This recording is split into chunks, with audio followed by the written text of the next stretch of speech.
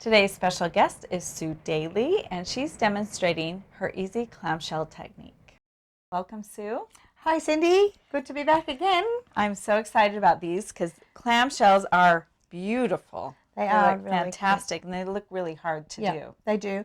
They look really hard to do. They're really simple. I think they're probably one of the easiest things to do. They're not done traditionally the same way as English piecing, but we do use the papers just the same. And they look great on quilts. We talked about fussy cutting before, but you know it's another beautiful embellishment on a quilt. And you can make a whole quilt out of just bag. clamshells, yeah. So yeah, gorgeous. we have lots of different sizes. We have them from 1 inch, 1.5 inch, 2 inch, 3 inch, and 4 inch. So you can have the very small up to the quite large, depending on what you like the best. Okay, so today you're showing us the 1.5 inch. I am. I'm going to work with the 1.5 inch. So what we're going to do is we've got some fabric here, and I have a template with our 1/4 inch seam allowance on it. But you're going to notice that I'm not going to use the rotary cutter today because working into that tight curve there, it's very difficult to get your cutter in there. Even the very small one, you'll just keep hitting that edge and blunting your blade. So you don't want to have to keep replacing the blade. So the way I'm going to show you how to do it is we're going to place our template down on our fabric, and I'm going to trace around the outside edge with my pencil. Like so. Mark it up. Yep, just mark it. And just remember that with English piecing, it's really forgiving, and you don't have to have, your 1/4 inch seam allowance doesn't have to be perfect like, you know, your normal patchwork. So it is really forgiving. I'm just going to put a pin in there. I'm going to take my scissors. So you can take your scissors, and you can see that I've actually only drawn on one side, but I've layered it up into 4 layers there. So we can just take our scissors and cut around. And you cut right on the line because it's already giving you right the on seam the line. allowance if you're going to. That's right. Turn. And then we're just going to cut it around. So you can see that you're cutting in layers, so it saves you a little bit of time. So there we have these cut. And I've got a few over here. So I have 4 of them cut there. Let's move that out of the way. I'm going to place that down with the wrong side facing up. We'll take our glue pen again. So we're working with the Fons and Porter glue pen today. And this is your exclusive method. It is, right? yeah. Don't be tempted to pick this up in your hands and glue this, or, you know, to work with it. It's really much better if you can keep it flat on the surface. So we're going to glue just around that top edge, just there. Okay, so we're working in from the edge again, keeping it just inside, away from the edge. Make sure you've got your glue down low there on those points there. Okay. And we're going to keep it down, keep your fingers on it, and we're going to be quite assertive, and we're going to push the fabric up over the edge. Just need to get the end off my glue pen. And drag it in over the top, and be assertive. Pull it in, and all your little pleats. It's kind of folds. Yeah, it makes all little pleats, but they'll sit down nice and low away from your top edge. So what we want to create is this to be a nice smooth curved edge here with no lumps and bumps on it. Okay, so if you pull it in really tight, it will create that nice smooth edge. All right, so all we're going to do is that. We're not going to glue anything over on the here. Bottom. No, we're just going to leave it like that. So we're going to do a whole bunch of those, and then what we're going to do is we're going to take some, and we're going to I'll get a couple of different ones here. But you do, just a little point I need to show you is you need to make sure that when you do this little bit here on these sides here, that they're tight in, as tight as you can get them in there. This fabric wants to naturally sit out on an angle this way, but we want to pull it in tight around that curve there so it sits in tight. And if you prepare it properly, when you go to put it together, it just works a treat. If you don't do it properly, then when you go to put it together, you'll come, you know, you'll have a bit of grief there trying to sew that together. We're going to put 2 pieces together. I'll just pick up these 2. I'm going to take our thread, our needle and thread. So again, I'm using the Milliner's 11 needle, Busy Fingers 11, and I'm using the Superior Bottom Line thread, and I've got a knot in the end of my thread. I'm going to just take these 2 shapes and put them together. Now what I want to do, look really carefully here, line all the edges up, and I'm just going to fold those two pieces back till I find the edge of my paper there. Okay, so I want them lined up perfectly, and I'll pull that fabric back down. I'm going to take my needle in to my seam allowance. I'm going to lose my knot in there, and I'm going to just take 3 stitches right on top of each other, just over like a satin stitch, and that's what we call kissing the points.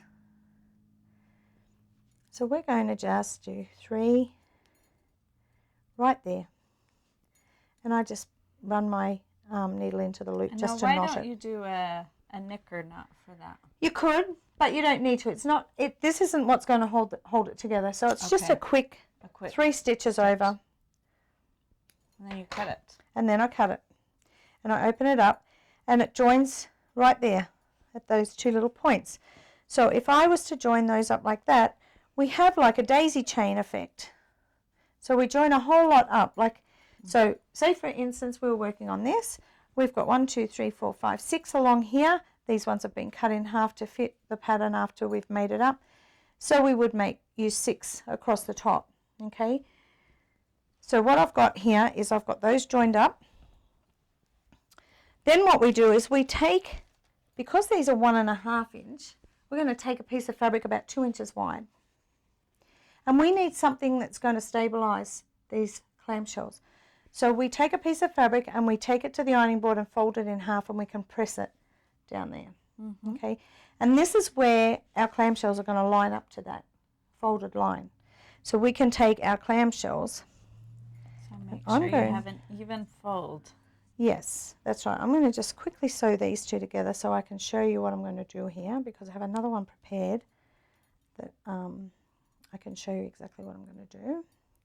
Just put a knot in there, and we're just going to kiss those points again right there. So I'll come in, lose my knot, and just do our 3 little stitches right there at the very point. Now it's really important you get them in the right place, because this is what, along with that fold on your piece of fabric and this where you kiss the points, this is what keeps us in line and everything's straight. If you didn't, your rows would be everything's going to be all over tilted, the place. Yeah. Yeah. So it keeps it all even. Okay. So what we would do is we would take this to the ironing board, and I'm just going to move that out of the way a little bit.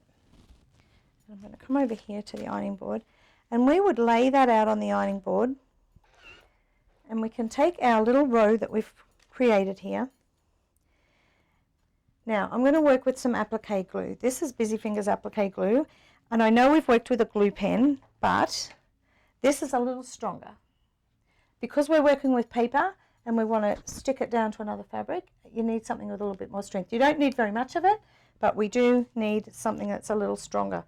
We're going to put 3 little spots of glue on each clamshell around the top there. So I'm just going to just a tiny little spot of glue around each one, just like that.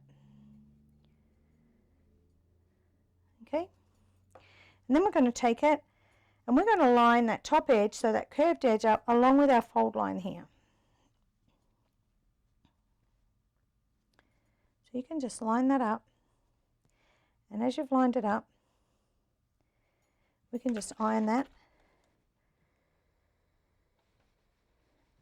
just until it adheres. Now that glue will dry on its own, however I'm a bit hyperactive and I don't wait for much, so I need to move on really quickly. So I press it and it dries instantly. So then our clamshells are stuck to our background fabric. So what I then do is I take my needle and thread, and I actually put another knot in it, and I am going to applique the top edge down. So I'm going to come up into my seam allowance with my knot, and I'm going to do an applique stitch. So for applique, that's a whole technique on its own, but when I teach applique, I always teach people to sew, if they're right-handed, they sew from right to left across the top. So a right-handed person would sew that way, and a left-handed person would sew from left to right across the top. Makes sense. It's just an easier hand action. So when I'm needle turning that, I would go straight down into the yellow with my needle. Where the thread comes out, I'd go straight down and I'd lean back on my clamshell and come up on an angle. So my thread, my needle's actually going down, and I'm leaning back a little bit that way, and I'm coming up on an angle that way. Do you usually do a solid line, or you're just showing? You can do it randomly, but I thought I'd show a solid line so you can see the difference in the clamshell there. But you can just do it totally scrappy like this is, this one here, or you can do alternate rows. You can do so that your fabric will come down in diagonal rows and do your alternates down that way. There's lots of things you can do with it, but I thought just today if I did the white row, then you'd see the difference and where I can line it up to get the clamshells straight. So just 3 spots on each one. I'm going to flip that over, and remember I kissed the points right here, just on right there. I've kissed those points. I'm going to take these, I'm going to line the top of that clamshell up right there in the middle, and I'm going to sit it right just over where I kissed those points. Okay, and it just hides that next layer. When you've got it in the right place, press it, and then we're just going to applique around that top edge like we did before. So we're going to take that and we're going to applique across the top like that, press it, take the paper out, and you just keep working down the line. So if you're working with a big quilt, if it was like a large quilt, and maybe it's got 35 clamshells across the top, you would make your backing fabric long enough to take that, and depending on how big your clamshells are, it depends on how big you cut, how wide you cut that. So if you were working with 2-inch clamshells, I'd work with a 2-inch strip. These are 1.5-inch clamshells. I've worked with this is a 2-inch strip. If I was working with 2-inch clamshells, I'd work with a 2.5-inch strip. So how do you get it from there to a project like this? Okay, so I would end up with this, and it would come down here. So your first row, this row has 6 across the top, the next row has 5. The next row has 6, the next row has 5. So once you've taken all the papers out, you can trim it up square with your rotary cutter and your ruler, so that you end up with something that this was a rectangle. So you just want it. Yeah. So this is the first layer right there. Yeah. And that's maybe what you're going to start with in a project. Yeah. Okay. So you end up with a long, if I just open that up, so you've got a long piece that wraps all the way around like that. Very nice. Okay. And this looks like it just, the edges just been cut off. I've just turned this inside out, and so there's no binding or anything, and I've just made these big yo-yos to put on the edge. This has a product called Peltex in it, so it keeps it stiff, and these yo-yos have been made around a Peltex as well with just a magnetic clip. This is called a clamshell sewing keep, so you can put all your little rotary cutter and your sewing goods in there, and it's quite small and compact to carry around, but a neat little project for clamshells if you just want to try something without getting, really involved with it, in case you just to give it a little go and see how easy it is. On the table runner we've got over there. On the corner. I've done it on the corner, so we've worked it right into the angle there, into the binding, and it just acts as a feature. And you don't have to do a whole quilt with it. It's simple to just add. And you just sewed it in. You probably appliqued it on this border piece and then sewn that. I did. Okay. Yeah. So it just is another little feature on the quilt, just to add something a little bit different. Charming. Yeah. So clamshells are real simple. Again, they come in different sizes depending on what you're working with, and a great embellishment or as an all-over quilt. I just love them. I think they're my favorite. I mean, 1-inch hexagons are always the most favorite shape, but I think these are they're my favorite shape.